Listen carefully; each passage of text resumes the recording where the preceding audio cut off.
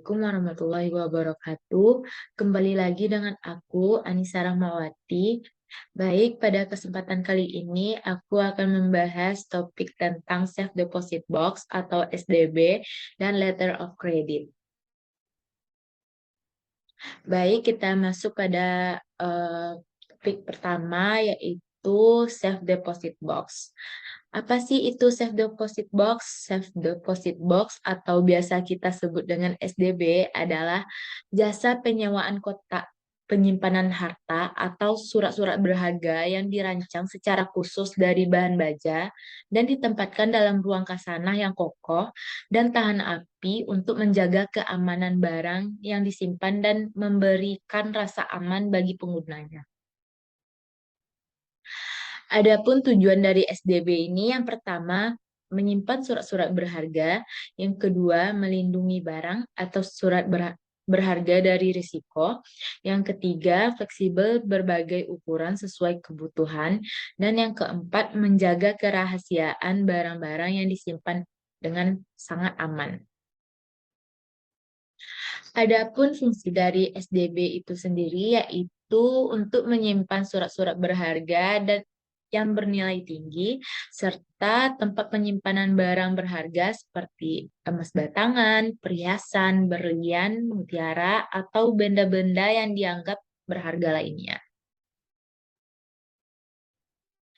Selanjutnya, adapun barang yang tidak boleh disimpan di SDB. Yang pertama yaitu ada barang atau obat-obatan yang termasuk ke dalam kategori psikotropika.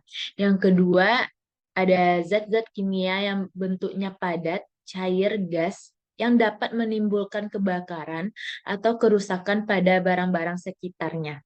Yang ketiga, senjata api, bahan peledak, dan bahan berbentuk padar, cair, ataupun gas yang dilarang oleh undang-undang. Dan yang keempat, yang bersifat bau menyengat dan menjijikan. Yang kelima, barang-barang lain yang melanggar undang-undang mengenai anti pencucian uang, pencegahan pendanaan terorisme, ataupun undang-undang lain dan barang yang disimpan dari hasil kejahatan tindak pidana.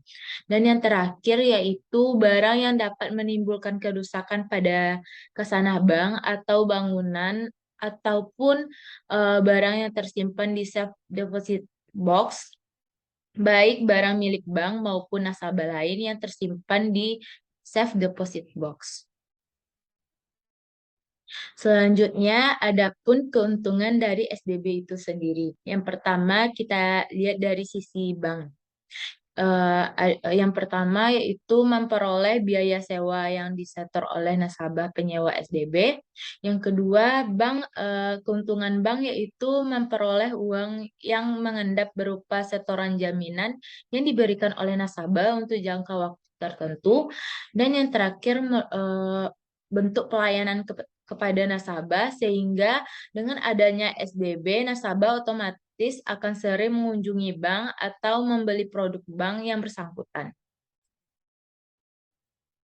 Yang kedua, adapun keuntungan SDB bagi nasabah. Yang pertama yaitu menjamin kerahasiaan barang-barang yang disimpan karena pihak bank tidak perlu tahu isi SDB selama tidak melanggar aturan yang telah ditentukan.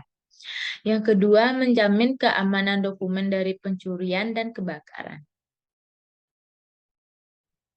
Selanjutnya kita masuk kepada mekanisme dari SDB itu sendiri. Yang pertama adapun syarat-syarat kontrak sewa dari SDB. Yang pertama, penyewa harus jujur menurut penilaian bank bersangkutan.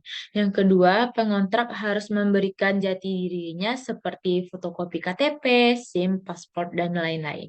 Yang ketiga, pengontrak harus menandatangani surat perjanjian dan spesimen. Yang keempat, pengontrak harus membayar uang kontrak terlebih dahulu. Yang kelima, penyimpanan dan pengambilan barang simpanan hanya dapat dilakukan oleh pengontrak. Dan yang terakhir, penyimpanan dan pengambilan barang simpanan harus sesuai dengan prosedur yang ditetapkan bank bersangkutan. Selanjutnya, mekanisme prosedur pembukaan SDB itu sendiri. Yang pertama, calon nasabah Safe Deposit Box harus mengajukan permohonan kepada bank. Yang kedua, calon pengontrak harus menandatangani surat perjanjian dan spesimen. Yang ketiga, pengontrak harus membayar terlebih dahulu uang kontrak. Yang keempat, pengontrak harus membelikan kunci box apabila kontraknya habis. Dan yang terakhir, apabila pengontrak meninggal dunia, yang berhak mengambil simpanan adalah ahli waris yang sah. Selanjutnya kita masuk kepada topik yang kedua, yaitu letter of credit atau kita sebut dengan LC, LC, yaitu merupakan jasa bank yang diberikan kepada masyarakat untuk memperlancar pelayanan arus barang, baik barang dalam negeri atau antar pulau, ataupun barang ke luar negeri, ataupun ekspor impor.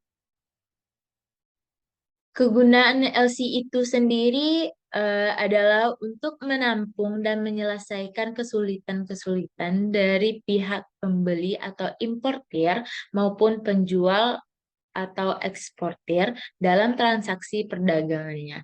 Dengan kata lain, LC ini menjamin kelancaran pembayaran dan pengiriman barang sesuai dengan kesepakatan yang telah dibuat antara eksportir melalui itikat baik kedua belah pihak. Selanjutnya, ada pun jenis-jenis dari LC ini. Yang pertama ada revocable eh, LC, yaitu jenis LC yang dapat dibatalkan atau dibuat secara sepihak kapanpun oleh pihak bank penerbit. Yang kedua, irrevocable atau LC irrevocable LC, yaitu jenis LC ini tidak dapat dibatalkan secara sepihak oleh pihak manapun selama periode kontrak masih berjalan. Yang ketiga ada clean LC, yaitu salah satu jenis dari LC di mana pembayaran kredit ekspor impor tidak perlu dilengkapi oleh dokumen dan persyaratan lainnya. Yang keempat ada dokumentary LC, yaitu kebalikan dari clean LC, karena proses transaksi atau pembayaran dapat terjadi setelah eksportir dan importir melengkapi dokumen yang ada dalam persyaratan LC di awal kesepakatan. Yang kelima ada revolving LC, yaitu jenis LC yang digunakan secara berulang oleh pihak importir dan eksportir. Kedua pihak ini bisa menggunakan LC yang sama untuk transaksi berbeda atau transaksi selanjutnya. Ya, dan yang terakhir ada red clause LC, yaitu LC ini ditulis oleh bank dengan menggunakan klausa khusus.